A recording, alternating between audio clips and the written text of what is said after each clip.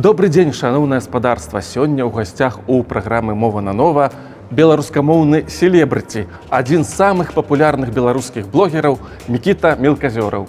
Прывітанне, Мікіта. Віталіся, Віцёк, вітаю. Ну, дык скажы, першае пытанне, адразу да цябе кірую. Як раскруціцца?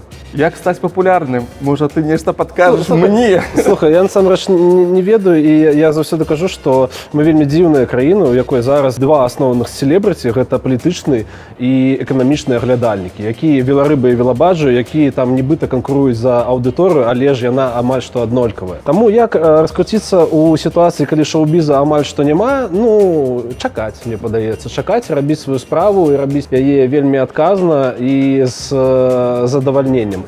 Усе, хто, мне падаецца, што большасць з людзей, якія насамрэч раскруціліся, у Беларусі зрабілі гэта з дапамогай не нашых рынкаў. То бок, безумоўна, калі мы разважаем пра Макса Каржа, Славу Камісаренка, Ваню Усовіча, я не ведаю каго яшчэ, Міхалка, мы разумеем, што яны сталі вядомымі дзякуючы таму, што іх пазналі ў СНД. Нават не толькі. Мы вельмі маленечкі рынак, але мы лакальны прадукт і мы павінны працаваць на тое, каб яго таксама развіваць. Ну, гэта моя асноўная мэта. Я разумею, што мои там размовы, не ведаю, з спадарняй Ганнай Севярынец ці з Наві Бэнд ці яшчэ з кім-небудзь з кім-небудзь беларускамоўным, з Палудам Андрэем мы рабілі размову, што яны патрэбны толькі нам. І гэта вельмі істотна, што мы робім прадукт дзеля нашай аўдыторыі, не гуляючы ў нейкія там спробы спадабацца расіянам ці украінцам. Гэта будзе вельмі добра, калі так адбудзецца, але мы павінны паважаць сябе і рабіць прадукт для сябе.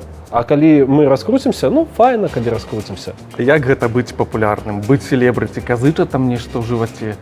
Слухай, ці змянілася тваё жыццё перад тым, як ты быў вельмі папулярны і пасля? Слухай, я зноў ж такі, у нас вельмі гарызантальная папулярнасць. Гэта той выпадак, калі, я не ведаю, ты можаш натхніцца стрымам Чалага, напрыклад, а праз 20 хвілін быць з ім у адным трамваі. Ну, мы ж зразумеем, што там зоркі і насамрэч селебрыці, ну, якія селебрыці і Беларусь, гэта нейкі там аксюмарон, калі мы гэта ўжываем, але ж я паважаю, мы маем сваю культуру, то бок мы маем глебу, на якой можа адбывацца шоу-біз насамрэч. Ён у нас ёсць. Я ў першым сезоне Маліны казаў, што у нас нібыта няма шоу-бізу, але у нас ёсць спробы рабіць нейкія там копіі з Расіі, напрыклад, якія робяць копіі з Галівуду там. Але не, шоу-біз ёсць. Тэхнічна ёсць чаго гэта рабіць, але селебрыці ў такім класічным стане, там як у Расіі, я не ведаю, там Бузова, там Дуць і гэтак далей, у нас няма. Усё гарызантальна даволі. І ў нашай сітуацыі гэта файна. Гэта вельмі добра, калі ты можаш мець кантакт са сваёй аўдыторыяй, ты можаш сустракаць, калі гэта было ў Мінску, ты можаш сустракаць людзей, якія там дзякуюць цябе ці крытыкуюць цябе. Гэта файна. У мяне быў такі выпадак цікавы. Мы ж пацаравалі з сябрамі Саша Выльня яшчэ быў свабодны, гэта быў, мне падаецца, вясна мінулага году, і мы ідзем па праспекту Незалежнасці, і нейкі хлопец ідзе да мяне, і ён кажа: «О, я ўжо падрыхтаваўся, што я зараз буду яму казаць, дзякуй, што глядзіце». І ён па-руску размаўляў, і ён кажа: «Слухай, ну не тваё гэта. Ну не тваё, ну не атрымоўваецца ў сябе. Можа, цябе хто прасоўвае, ну чаму гэта так дрэнна, а ты ўсё гэта працягваеш гэта рабіць». Вітанкі, цудоўныя паненкі ды панове, гэта першы ў гісторыі праекта «Жыццё Маліна» выпуск на беларускай мове. І мы запрашаем вас атрымаць асалоду ад яе з колішнім міністрам культуры Паўлам Латушкам. Як так сталася, што ты зацікавіўся беларускай мовай? Ты ж гадаваўся ў расійскамоўным Менску, так? Так. Ты быў расійскамоўнай асобаю.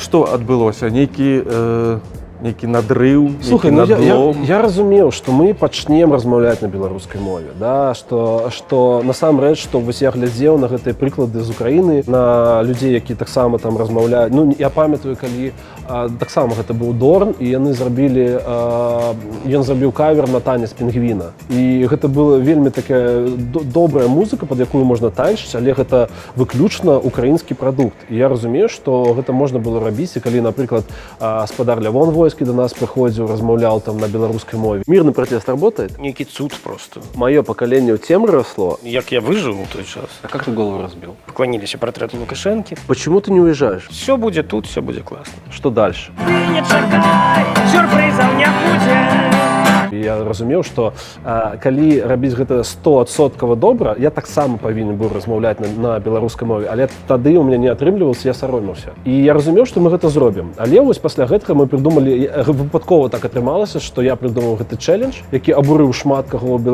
беларускамоўным асяроддзі.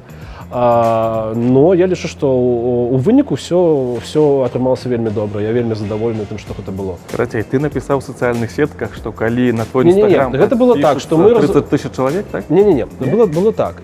Мы распачалі 3-ці сезон і з хлопцамі з каманды абмяркоўвалі тую сітуацыю, што мы ператвараемся ў нейкую там тэлевізію. То бок, што ў нас, выбачайце, што ў нас няма фідбэку ад падпісантаў. Ну, таму што мы на Ютубе, раней у нас былі нейкія там конкурсы. То бок мы мелі там кантакт, мы мелі нейкі вайб і атмасферу такую. Чалавек, які глядзеў нас, разумеў, што ён удзельнічае ў працэсе. Пачалі прыдумляць нешта такое, каб была нейкая там актыўнасць з інстаграмам таксама, таму што гэта пляцоўка для прасоўвання нашага прадукта таксама. І, ну, і для развіцця, безумоўна, майго асабістага брэнда ў той же самы час. І вось мы прыдумалі, што нейкі штуршок мне патрэбен дзеля таго, каб мы пачалі размаўляць на беларускай мове. І гэта была размова з Пашам Ліберам. У мяне не было плану рабіць гэты конкурс, гэту вось умову агучваць, але неяк так адбылося, што я быў пасля другой прышэпкі, мабыць, з-за таго. Вось адбылося так, што я прапанаваў, што калі там у маім інстаграме адбудзецца 30 000 падпісантаў, мы аўтаматычна адразу ж зробім выпуск на беларускай мове. Гаспадар Павел Белавус вырашыў мне дапамагчы ў гэтым, і яны зрабілі прамоцыю ў сваёй інсце. І я памятаю, як я глядзеў, я быў у Кіеве, я глядзеў на свой тэлефон, і я бачу, як сотнямі, тысячамі людзі новыя нейкія прыходзяць. Але пасля таго, як гэта прасунулася ў Facebook, ведаеш, як кажуць, што горад мой, раён не. Да? Дык вось, інтэрнэт мой, а соцсеть Facebook не моя. Вось пасля гэтага шмат хто абурыўся, шмат хто пісаў, што там на рускай мове не патрэбна нам твае гэтыя выпускі, мы і Дудзя паглядзім на рускай мове, і гэтак далей, і шмат чаго я пра сябе новага адчуў, але пасля гэтага, насамрэч, інстаграму зрабілася дрэнна з-за гэтага, таму што была такая пауза вельмі вялікая. Мне падаецца, толькі вось зараз ён неяк ажывае. Але мы вырашылі, што добра, і без 30 мы зробім на беларускай мове, таму што гэта патрэбна і нам, і ўсім будзе лепей з-за гэтага. І мы будзем больш сэксі. Дарэчы, я тады падпісаўся на твой інстаграм. Вельмі добра, бачыш. Я проста параўнаў тады тую самую сітуацыю з англійскай, напрыклад, мовай. Каб нехта напісаў, што вось, калі вы на мяне падпішыцеся, я зраблю выпуск па-англійску, напэўна б ніякай рэакцыі не было, просто чалавек бы пашырыў, магчыма, сваю аўдыторыю, ды на яго падпісаліся б тыя людзі, якія б хацелі б яго пачуць па-англійску, і ніякага скандалу б не было. Але сама гэта сітуацыя як бы паказвае, што ў нас моўнае пытанне ў Беларусі, ў нашым грамадстве, яно вострае, яно яшчэ не вырашана. Мы мусім яго яшчэ, напэўна, абгаварыць неяк, прыйсці да нейкага кансэнсусу, а што мы робім з нашай мовай, як мы бачым будучыню нашай мовы, ці мы спрыяем ёй, ці мы пакідаем усё як ёсць. Мне, дарэчы, падаецца, што тая наша сітуацыя і пазбяганне размоваў пра мову, гэта пазбяганне вырашэння нейкага ўнутранага канфлікту. Мы адсуваем гэта. Не на некалі там. Ты ведаеш, мне увогуле здаецца, што людзі могуць лічыць пра мяне і што там, нібыта я ёлупень, нібыта я кагосьці абразіў, і гэтак, нібыта я нейкі моўны вар'ят. Добра, хай будуць адбывацца нейкія працэсы, але ў выніку я лічу, што ўсім стала лепей, таму што падпісантаў у мяне стала больш. Мы актуалізавалі моўнае пытанне, дарэчы, і у нас з'явіўся таксама яшчэ адзін часткова беларускамоўны праект. Я лічу, што ў выніку гэта добра. Галоўнае, каб мове было лепей. І чым больш людзей будзе на ёй размаўляць, тым лепей насамрэч будзе. Асабліва ў сітуацыі, калі дзяржава яе робіць усе намаганні, каб яе неяк марганалізаваць. Вось. і неяк ее насамрэч абразіць. Мікіта, ты казаў, што саромеўся, як бы ты ўсведамляў Я вартасць саромеўся нацыянальнай памылак. мовы. Я саромеўся памылак, да. А што табе дапамагло пераадолець гэты сорам? Таму што пацан сказаў, пацан зрабіў, і калі мы ўжо зрабілі гэты чэлендж, то я разумеў, што трэба гэта рабіць. Я разумеў у той же самы час, што ў мяне даволі добры ўзровень, таму што я вывучаўся ў добрай школе, і настаўніцы ў мяне былі даволі добрыя. І пасля гэтага інтэнсіву, калі не я звярнуўся, да мяне звярнуліся дзяўчынкі з мовы на новы, яны падтрымалі мяне з улікам таго вэркала, што адбыўся ў Фейсбуку. Яны мяне падтрымалі і сказалі, што калі вам патрэбна моўная практыка, мы можам спрабаваць. І насамрэч гэта быў вельмі добры інтэнсіў, і калі ты пачынаеш ужываць мову кожны дзень, амаль што кожны час, калі ў цябе з'яўляюцца думкі на беларускай мове, гэта цябе дапамагае. І ў той же самы час ты разнявольваешся ў тым сэнсе, што зраблю я памылку. Няхай. Мы павінны разумець гуманітарную мэту ўжывання беларускай мовы. Калі мы на ёй размаўляем з памылкамі, не з памылкамі, мы яе прасоўваем. А мы зацікаўлены ў тым, каб зараз людзьмі звацца і звацца беларускімі людзьмі. І гэта асноўна. І беларуская мова гэта тое, што робіць нас беларусамі. Беларускую мову ты ўдасканаліваеш увесь час. Ёсць нешта такое, што апошнім часам цябе ўразіла, што ты вывучыў, чаго ты раней не ведаў, і чым ты мог бы падзяліцца з нашымі гледачамі? Дзяўчынкі з мовы на новы навучылі адказваць дзякуй на спажытак. І калі я пачаў гэта ўжываць... Цудоўная форма на спажытак, на спажытак, не да. калі ласка, як гэта такой у савецкай беларушчыне прынята, а на спажытак. Да, на спажытак. Гэта нешта вось такое вось наше. Навошта нам спрашчаць мову, калі мы маем там веды пра яе і можам гэта ўсё ўжываць. Слухай, ты заўсёды задаеш пытанні сваім суразмоўцам, так? А ёсць нейкае пытанне, якое ты сам сабе хацеў бы задаць? Ой, слухай, мне падаецца, што моя гэта рэфлексія, самарэфлексія нам не на карысць. Не? Таму у эміграцыі даволі шмат адзіноты. Мы павінны гэта разумець. І ты разумееш, што да, безумоўна, тут шмат беларусаў так адбылося. І ў Варшаве, любым амаль што польскім горадзе.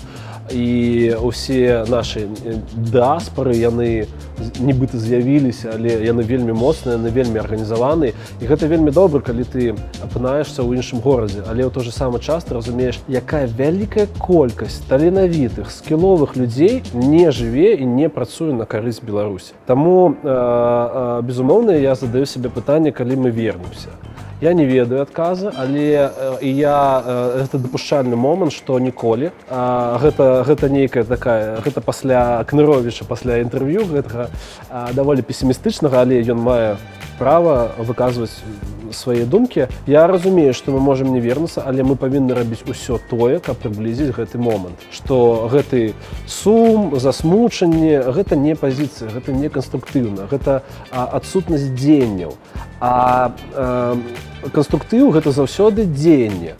І таму нейкі там слёзы ліць, гэта не. Калі гэта патрэбна, гадзіначку ўвечары паплакалі і далей працаваць. Таму што шчасце гэта вынік дзеянняў, якіх ты робіш. Дзеля таго, каб быць нешчаслівым, трэба рабіць нічога, трэба ляжаць на канапке. А шчасце гэта пазіцыя, і гэта насамрэч гэта нейкія твае дзеянні. Таму трэба напручацца, рабіць тое, што ты можаш дзеля таго, каб вярнуцца, дзеля таго, каб гэта Беларусь, мабыць, і за межамі Беларусі, але існавала. І дзеля таго, каб у выніку гэты ціск не прымусіў, а зрабіў магчымым наша вяртанне да хаты. Трэба дома бываць часцей. Шановныя сябры, размаўляем па-беларуску і набліжаем той час, калі мы ўсе вернемся ў вольную дэмакратычную Беларусь. Дзякуй вялікі, Мікіта. Дзякуй цябе. Табе. Табе? Вось, бачыш? Не, добра, хай будзе насамрэч, што я заўсёды памыляюся з гэтым. А табе трэба проста больш прыкладаў і больш практыкі. Вось і добра. Таму трэба памыляцца. Таму дзякуй, што выправіў. Заўсёды да паслухаў. Вось, добра. Канцоўка мне спадабалася. Гэта трэба ў монтаж.